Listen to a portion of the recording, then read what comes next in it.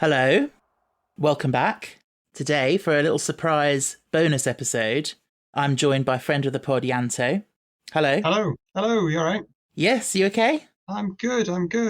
It's everyone's favourite Yorkshireman. Not the Ianto from Torchwood, but No. the Ianto who's been on the podcast twice before. Yes. So welcome back. Having me. And today we were going to have a little chat about possibly one of the most iconic creatures to come out of Doctor Who, definitely of the 21st century version of the show, which is the Weeping Angels. Yes. We've had many conversations about the Weeping Angels. Yeah. Because I think they are so cool, but there's a lot of kind of gaps in the lore and unanswered questions. So I just think it's ripe for a lot of discussion. Yeah. I love this program, and because of that, I love interrogating it a lot, just for the fun of it. And these are a perfect situation for that, I feel. Yeah. They're great, but there are a lot of questions that I'd quite like answers to. Yes. Because a lot of people would just say, well, you know, it's a TV show, don't overthink it. Yeah. But then there are those of us who are nerds and just like to... Because the thing is, these things need to have a certain amount of logic within them. Yeah. So, I don't mind them having a few problems, but yeah, they need to hold together to some degree. Yeah. So before we actually get into talking about the Weeping Angels, you recently made your own Weeping Angel for a Halloween party, which looked incredible. Carried away. Yeah, please tell us about that. What made you want to do it? I mean, that's a silly question because you're a nerd, I guess, but Pretty much. It was just I had the thought of, well, I suppose I could, and that immediately becomes, let's go to eBay and find various bits, and then before you know what happens, I'm dipping fabric in concrete and regretting things. Quite unlike any project you've done before. I've made random things before. I do quite like DIY sort of stuff. I did make a Dalek years ago. Yes. With my granddad when I was in school, around the time of Series 1, that I don't quite have space for now. It's in my parents' garage, gathering dust, and I need to... One day it'll break free. Yeah. But, I quite like little stupid projects like this. Yeah. The problem is then what to do with it afterwards. But well, I was going to ask that. Yeah, what are you planning to do with it now? My front door. It's by my front door. Attracting a lot of quizzical looks from neighbours. I bet, yeah. Yeah, the people that know what it is, it makes sense. The people that don't, it really makes no sense. Yeah. And so how did you go about sort of planning how to do it and what you used to do it and stuff? It was a bit of a make it up as you go along. Started with like a dress form from a mannequin, like for dressmaking on a frame, and then some chicken wire on the bottom, and then fabric soaked in concrete for the dress bits, and expanding foam and various things. And yeah, it took a couple of weeks, but I'm quite pleased with it. The arms are a bit but otherwise I'm quite happy for a first go. Yeah, I mean, given that literally, I mean, it's like a prototype in a way. Like It's one of those projects you learn a lot for the second time that you're never going to do it. Yeah. Well, you say that. We'll wait till this time next year. Yeah, we'll have a little flock of them by next year. Yeah. But no, I mean, it looked incredible. I did share it on our Instagram. So if you're listening to this and you haven't seen it, go and check it out because it is amazing. Oh, thank you very much. But so obviously, I take it from that you're quite a fan of the Weeping Angels. I am. I think they're a great idea. Yeah. Yeah. What do we think is it about them that makes them so appealing? I guess, contrary to what I've just said earlier, the mystery of them to an extent is what makes them interesting. Like not having a lot of the answers. I feel like that's probably one of their biggest downsides is when they started getting too many answers. But that's initially what drew me to them, the sort of mystery of them. And I think as well as they're very scary, you know, the way they move so fast and like the stone aspect being like they feel quite indestructible. And that if you were confronted with one, you feel basically powerless. Like there's nothing you can do. There's not much you can really do. Yeah. And so obviously the freezing as well, they're great for jump scares. So yes, yeah, they're great for that. Luckily, I was old enough that they didn't particularly scare me when I first watched it. But yeah, I could imagine a sort of 7-ish-year-old or whatever being terrified of them. Yeah. I don't know if scary is the right word then, but maybe just sort of they get the adrenaline going, I think. Mm. Um, I remember watching Blink for the first time and I would have been maybe 14, something like that. And I just think like, I just remember getting so sort of on the edge of my seat, like the bit when they're trying to get into the TARDIS at the end and like, Yeah. go on, go on, go on, go on. Cause you don't know if they're going to make it. And yeah. And they're a great design. They just look fantastic. Yeah. Whoever designed that look did a great job.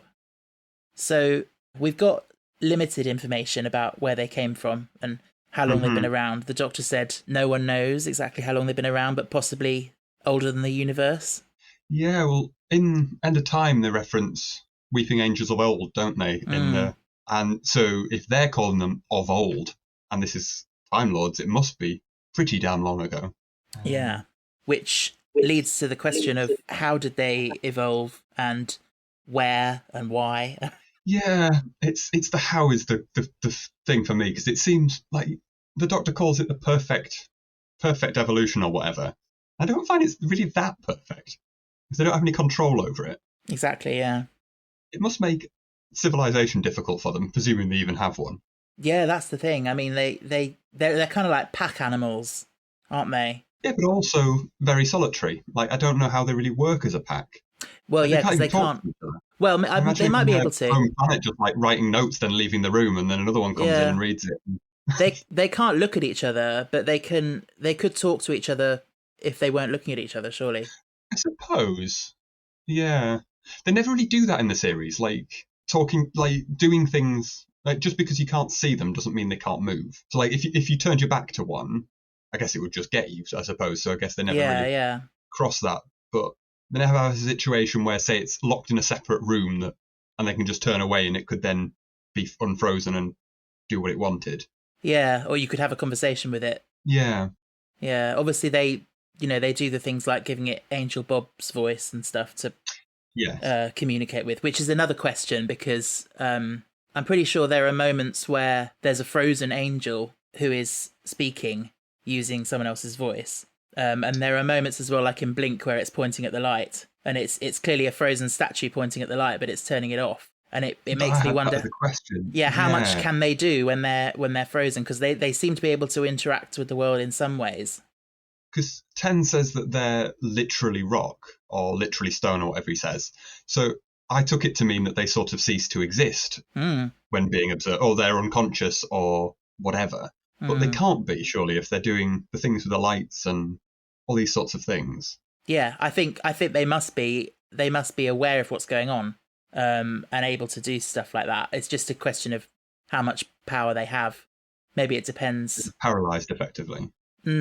Because one of my questions was going to be, what does the universe look like from a Weeping Angel's perspective? Because if they're so fast and the rest of the universe is so slow, do we just look like we're moving in slow motion compared to them?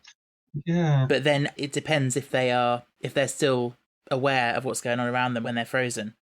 Yeah, or do they just keep everything jumps to them in the same way that it does to us looking at them when the lights go on and off? Yeah. Is that how they perceive the world?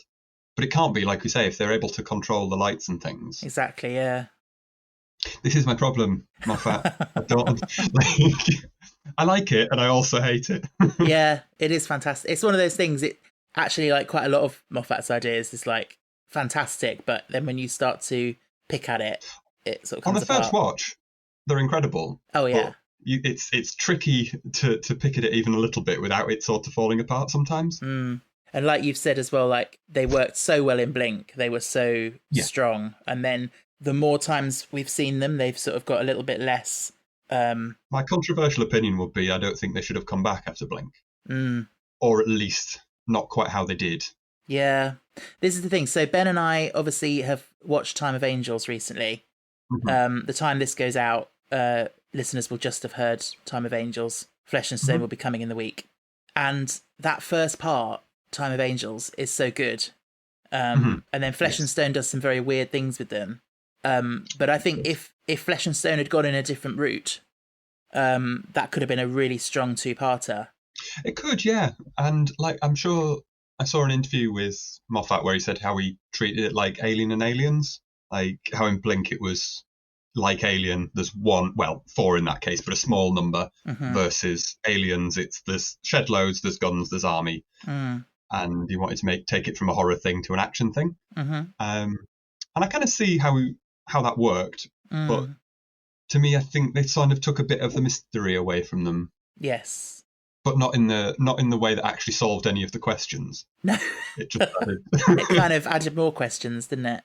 One of the most controversial things in that episode is the moment when we see them moving.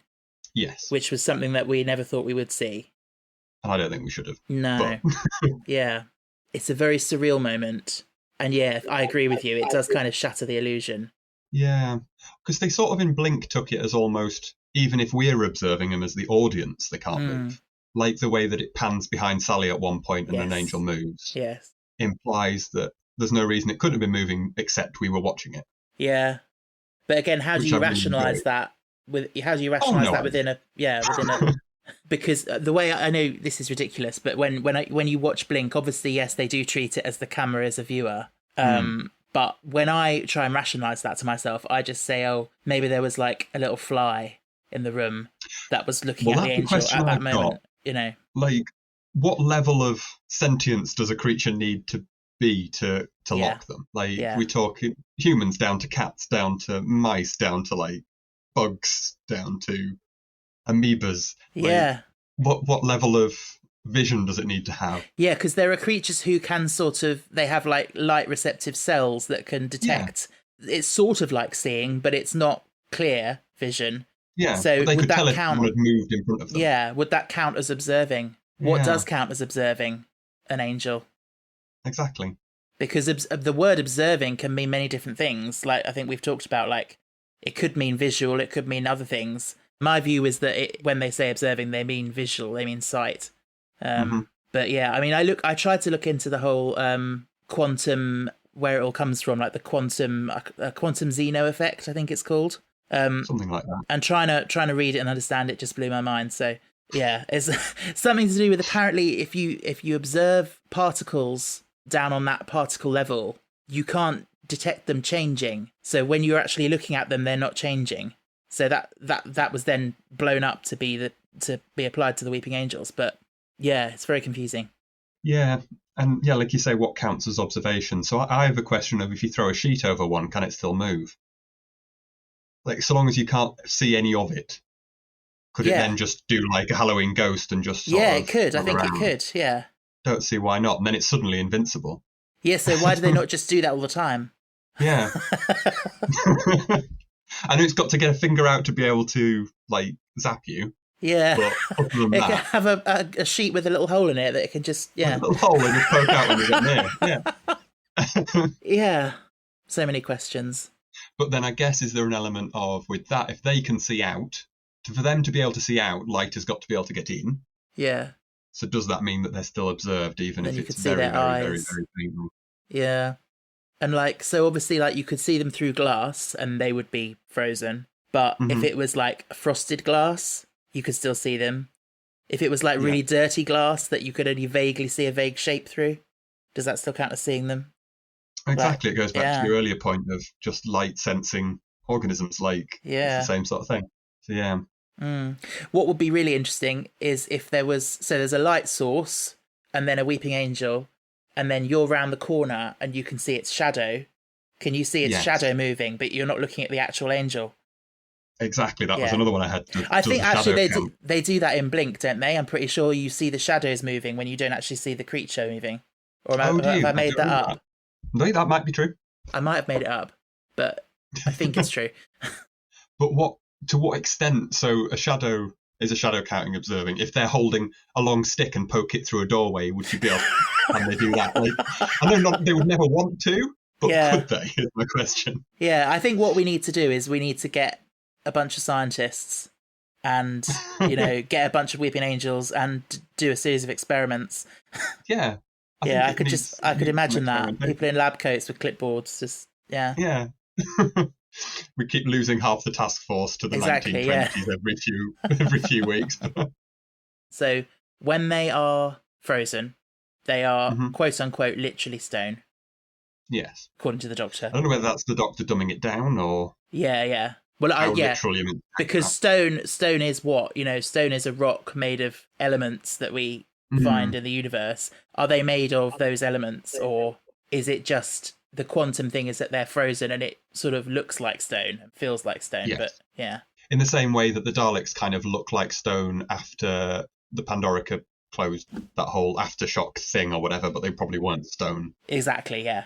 I personally think, yeah, it's probably along those lines, which probably answers a lot of questions people have about, what would happen if you hit one with a sledgehammer and try and smash it up.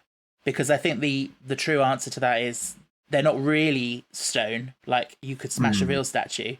I just don't think anything would happen. I think when they're frozen, they are invincible. Yeah. Is there ever bits where they're damaged? Well, they're worn and sort of faded in Time of Angels, and then they're soaking up the radiation. Physical damage, but I don't think so. Yeah. And also, there's cracks. I'm sure, like some of the ones in Angels Take Manhattan, there's like a cracked face one or something. The one that's chained up is cracked. Yeah. But I didn't know if that was just because it was starved. Like again, because it's just been chained up. Yeah, it probably is. They probably start to slightly deteriorate, don't they? See, it's so difficult to have this conversation because I keep going down different rabbit holes of thought. But yeah, this is the problem. You keep picking at it and it all falls down. Yeah. So I was going to ask, when they are frozen, they're rock. When they're not frozen, what do they look like? Yeah. What are their bodies like? Are they the same but fleshy, or are they an entirely different thing? And that's just the form they settle on when they're frozen. I think they've got to look essentially the same, like those humanoid figures with the wings and the faces and everything. But it's a question. Why do they all have the same dress then? If they're actual creatures. Who knows? Who knows? They all look the same. To us, maybe to them, we all look the same. I don't know. Well, yeah, but they all look like that classic angel statue. But then there are other ones, like you've got the babies in the Manhattan episode. Yeah. And you've got that bit at the end of Blink where it's implied that all those other random statues could be angels, even the ones that aren't made of stone. Yeah. So it's like they have an ability to overtake existing statues. Yeah, well, River says that, doesn't she? That they've taken over every statue in the city. Oh, right. So are they like a parasite that latches onto a statue? And what's the limit as to what they count as a statue? Yeah. Because obviously at some point we'll get into the whole Statue of Liberty situation. Because that's copper, isn't it? So yeah.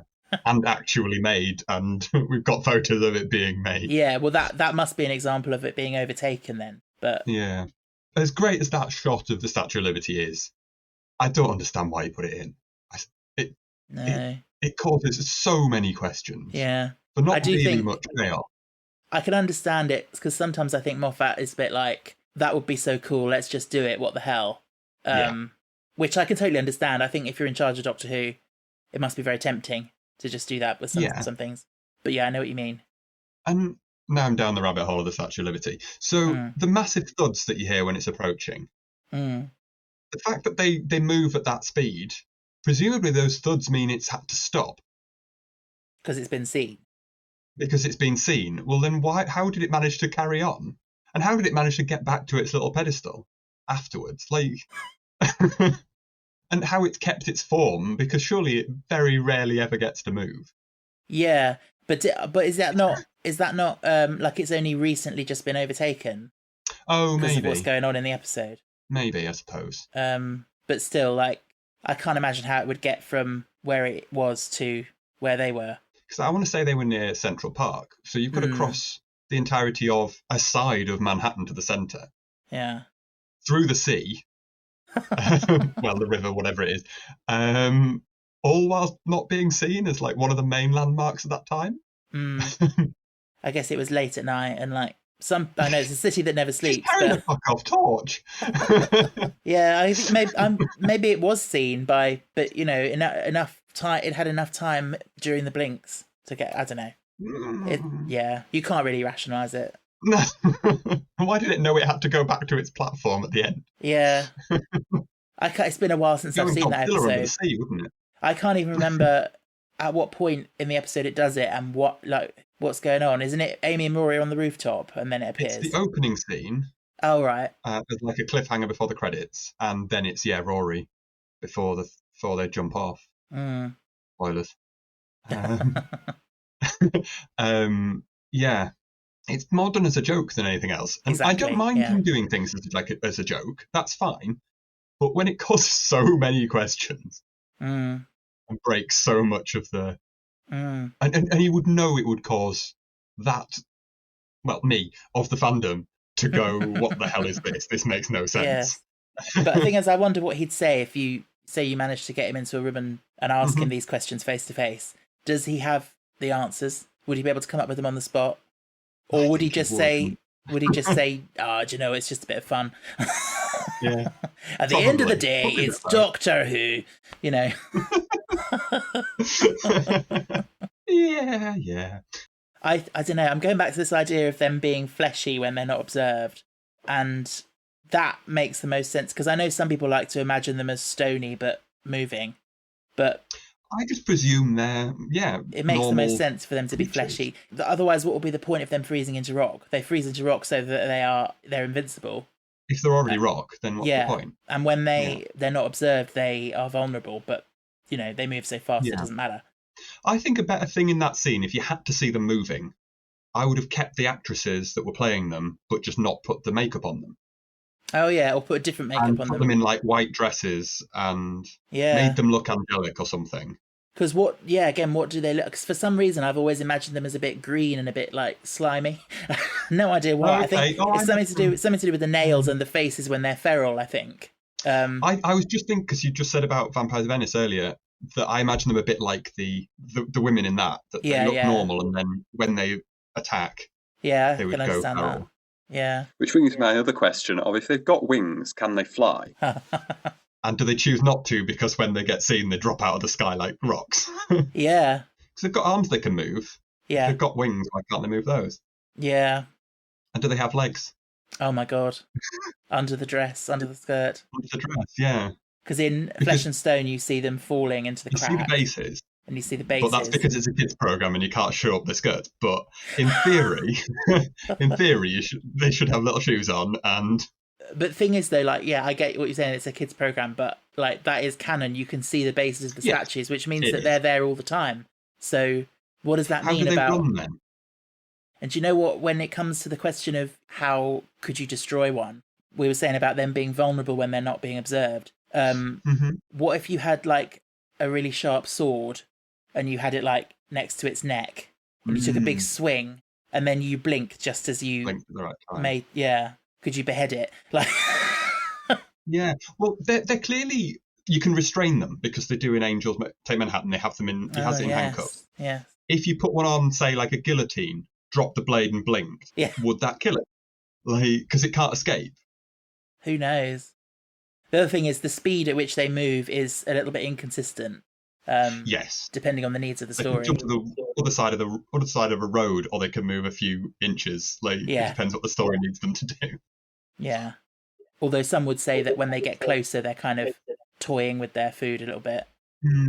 But yeah, there are many times that you see and you think, well, if they can really move as fast as they say they can move, they should have got such and such a character by now. But yeah. Yes. Because I've got this as a question. Do they get full? Because, like, even if there is only 4 of them on Earth in Blink, which I presume there isn't, but say there's only 4, and they can move at the speed of light practically, why haven't they cleared up? Why isn't the entire planet back in 100 years ago? Because one night they could wipe through an entire country if they really wanted to. Yeah. Or are they like snakes and they'll just take one person out and then wait a few months? Yeah, I don't know. I mean, you said, can they get full? They do, because I think when they've got that huge source of radiation in Time of Angels, they don't need to be killing the people and feeding on them. Yeah. And are they just killing people just for the fun of it at that point? I think so, and also the fact that they were posing a threat because they wanted to go in and neutralise the angels, as it were. So they were just doing that. And do they have some sort of hive mind? Because somehow they're communicating to each other to arrange what's going on. But obviously they don't speak to each other. Yeah. I think they must do. They must have some sort of hive mind. Yeah. And they do that laughing, that strange sound that sounds like screaming. And Angel Bob says it's hard to put it in your terms, but the angels are laughing. Like, that's the closest description he can come up with. So yeah, I think their concept of communication and language would be very different to ours. Mm-hmm. We're not going to get any Weeping Angel podcasts anytime soon. Could one angel transport another angel? Oh, by zapping it? Yeah. Is that how they get about? Like, once they've killed everyone, could they just jump back in the past and could they teleport them all, then jump in the past and teleport them again? That's a good question. And how do they travel, like, how did those 4 get to Earth? And if they wanted to get off Earth, could they? And yeah. Is it like the silence that they have to arrange for humans to do it for them kind of thing? Somehow. I don't see why they couldn't transport each other. But then, are they only be able to transport living matter? And one of them would have to be a rock because it would be being seen by the one transporting it. And it therefore isn't living and can't be. Or could they just both shut their eyes and zap each other? I thought you were going to say both shut their eyes and touch each other, and I thought I was going to go down a different route, but yeah. Yeah. I do wonder as well with the quantum lock, because the Doctor says in Blink that it's no choice, it's a fact of their biology. Like, to what extent that's true? To what extent is it they didn't even have to know that they're being observed? It just happens to them. And because obviously it's complicated by that whole scene in Flesh and Stone, walk like you can see. Yeah, I was going to say that. That sort of breaks it. Yeah. That implies that they can choose. It's not objective. Yeah. They are being seen or they aren't. Yes. Now, I was thinking about this. I think it's a little bit like breathing. So for us, obviously, breathing is an involuntary thing. We just do it automatically. If you got pushed into a swimming pool, for example, you would no longer be able to breathe. That would be it. That's not a choice. That's a fact. But imagine, for example, a situation where you thought you were underwater. You would stop breathing because you thought you were underwater. But then if you gradually realised you weren't underwater, you could start breathing again.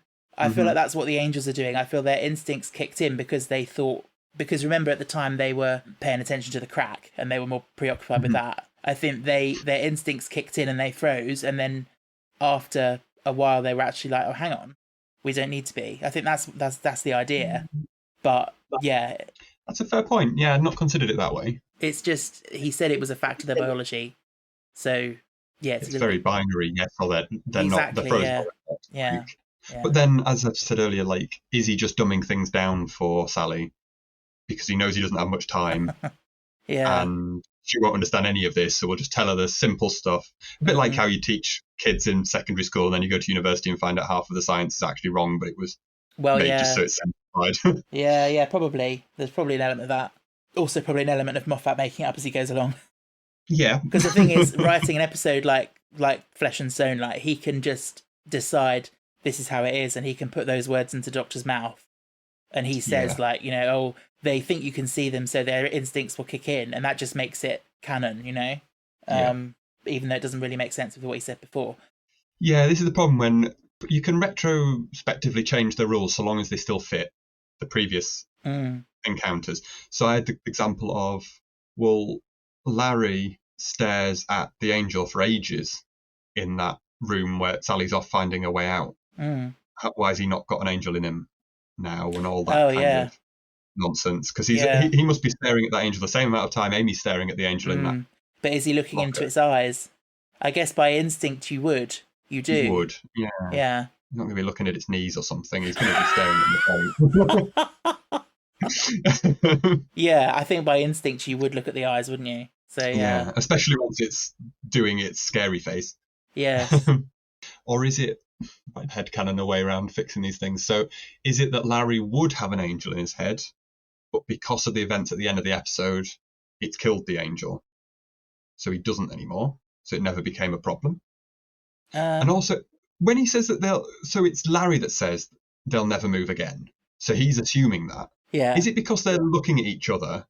Does them looking at each other kill them? Or is it just they're looking at each other so they can't move? Yeah, I think because surely they were turning the lights on and off, so why don't they just turn the lights off? Oh my god, yeah. That's a good point.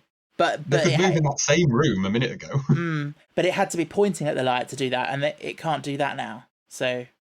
Well, once it gets to night time. Oh yeah. They're not just free when it gets to night. Yeah, or that bulb will blow at some point. I always took it that if an angel looks at another angel's eyes, they die. Was how I assumed it was. But no, I wouldn't say they die, because I think, you know, you like even Moffat said you could put a bucket over one of their heads and bring them back. Like, Oh, so I has don't he? think they're dead. I think yeah. they are just locked and frozen, and the idea is that they would be there forever. But Nighttime would well, come along and then it'd be dark and they'd be okay. yeah. Well, that's only Larry, so you know he doesn't know what he's talking about. That is the cringiest bit of ADR there, where his mouth is not moving and he's just like, "They're never gonna move again. The Doctor tricked them." That they were like, "This isn't clear enough for the audience. We've got to add that line in." Yeah. Are they all female, or is that are we just assuming things?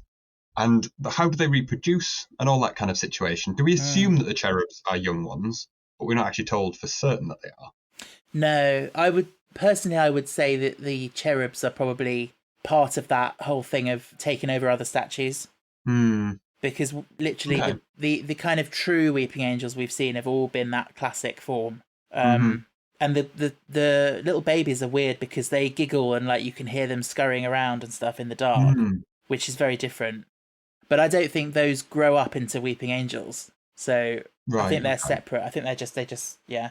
But yeah, how do they reproduce? I think it's it's not your standard sort of biological reproduction. It's more of a, I mean, we know one way would be an image of an angel becomes an angel. That's one way to create a new weeping angel. Are we meant to assume that Amy would have fully, literally become one? Because it was an extension of the previous one, wasn't it? So when the original one died, it stopped being in her. It wasn't like that was an embryo of an angel growing. It was no, it wasn't. Duplicate of the one that was. It wasn't because the original one died. It was because they all fell into the crack. So the original one never existed. They never existed. Yeah. So it could be its own separate new angel. But yeah, it's possibly one of those things that they're so powerful and they so rarely get destroyed that you almost don't need to reproduce that much, apart from by things like images and so on. I was in stoked when cameras got invented. I must have loved it. Yeah, exactly. Which, if you introduce cameras and things, that has a whole world of new questions for how that affects things. Because that was going to be my other question. Another question of, if you set up a camera in an empty room with one, could it just merrily dance around the room doing whatever it wanted because it's not being observed, but then you can watch the footage back? Well, the thing is, we kind of have that in Time of Angels. We've got the clip of the 4 seconds on a loop. Yeah. So you're just choosing to stand still. Why shouldn't it be moving in that clip? Exactly. Because that was from CCTV. So there was a live feed somewhere on the ship. Maybe someone was watching it the whole time through the CCTV. Yeah, it could have been. So maybe if they hadn't been watching it through the CCTV, it could have moved. Yeah. So if, like your version, that you just set up a camera on its own and left it filming, maybe you could see what it looked like. But the angel probably zap and melt the camera anyway, so... Yeah, why not? Yeah. How good... So this is the next... How good does the image of the angel need to be an angel? So, like, in the Village of the Angels one, someone draws one. Like, how good an artist do they have to be? Like, yeah, because you draw a stick figure with wings. Stick figure with wings. Yeah. I suppose it would come down to intention. Like, if you intended the picture to be of a weeping angel, then it would imbue it with that potential. But... And is there an element of needing to know what one is for it to work as well? Like, being able to recognise that that's what it is? No, I don't think so. Not necessarily. Also, you've got as well the photos that Sally gave the Doctor in the folder. Yes. That, never went anywhere. But, I like to imagine there's several buried in the centre of the TARDIS somewhere that can't get out. Yeah. That would be a great episode. It would be a great episode. I also think it's a lost... It's like a thing that they never bothered to use is the fact that the TARDIS is enormous. Other than Journey to the Centre of the TARDIS, they don't really ever use it. No. Like, they could have a whole episode set in there. Yeah. I often imagined someone, like a couple of people wandering into the TARDIS when they see it on its own somewhere, wandering in, getting lost, and then 20,000 years later, their like long descendants are like this whole civilization that lives in some bit of the TARDIS. Oh, wow, like yes. Yeah, that would be amazing. And they just happen to find the control room one day and wander in. Are they immortal? That's another question. Like, do they age? Do they? I don't think they Is it just they age. die when they run out of food? Yeah, I think it's essentially that. I think they wear down when they're starved of food supply. But Hmm. yeah, I think they're so beyond all that kind of normal biological stuff. Mm-hmm. Personally, they're almost like godlike beings. Hmm. Like the question of what's kind of, in the nicest possible way, what's the point of them? Like, so Mm. other than feeding, what do they do? Yeah. Because they seem to have grudges, so they clearly have personalities and things. Because they like hunt Sally down specifically when there's hundreds of other people in this town, thousands of other people they could go after, Yeah. but they specifically want her. Mm. Yeah, and what do they do apart from feed? Like you feed so that you can keep living, but like they're obviously intelligent. Hmm. Yeah, I mean they don't strike me as the recreational sort. Like Yeah, are they playing ping pong and stuff, yeah, and they can't do anything social anyway. So Well, no, unless they've got blindfolds on or something. yeah, But yeah. are they humanoid because they're hunting on Earth? The ones we see. Do they take different forms on different planets to blend in? Or are they just Um humanoid because of cost in the BBC and all the monsters look humanoid? I would guess they don't adapt because going off the Applans and their two-headedness, and then them staying But single-headed. weren't they crashed there? Oh no, but they were already there. Sorry, no, you're right. You're right. Yeah. Yeah, they've been there for like they were what killed the Applans. Yes, of course. Yeah. So I think that is just what they look like. But yeah, it I do wonder like why they look like what we think an angel looks like, or if it's that Mhm. we think an angel looks like what they look like. If it's that's Yes, where humanity's idea of an angel came from. potentially. Yeah. And is that why no one can? Because all the people that ever do actually see them end up back in time, so no one has first-hand accounts of anything. Hmm. So they're all just stories and things. Hmm. I think a lot of people have questions about whether they can be destroyed physically Mm. and how you do that. I mean, because I said earlier that I think when they're in their stone form, they are literally indestructible. Mm-hmm. But let's say, for the sake of argument, that they were more like real stone, Mm-hmm. and you could say smash one with a sledgehammer, or I don't know, dunk it in a vat of acid or something. Yes. What would happen? Well, what would happen if you put one in a box and filled it full of concrete? How would it get out? Because presumably, the second that it's covered with concrete, it then can move. It can swim around in it Because no if one's it wants, observing it. Yeah. but just as long as it doesn't come to the edges. If it was like in a glass box kind of thing. Mm. But then once it's set, so it can't teleport. It physically moves Yeah. just very fast. Yeah. I mean, the thing with the angels is they're always painted as so powerful, and they always have little tricks up their sleeve that we didn't know about. Mm. So I can imagine if that were to happen in an episode, it would be revealed that they can do something. They can sort of crack their way out of it or something. Mm-hmm. But Yeah. You just see cracks appear, and then there'd be a hand, and then it would just stop yeah. because they were looking at it. Yeah. But if you were able to reduce one to a pile of rubble, I'm wondering if next time the lights are off, does it just assemble back together? Well, that's what Moffat said, didn't he? Yeah. If you hit it, and the next time it was dark, you'd just hear rumbling of it dragging itself back together. Yeah. Like scratching on the floor. But does it need all of it? So if you lopped an arm off and took it to the other side of the world, Yeah. how do they get back together? Or could each piece grow into its own new angel? Yeah. Which is terrifying. You like worms. Yeah.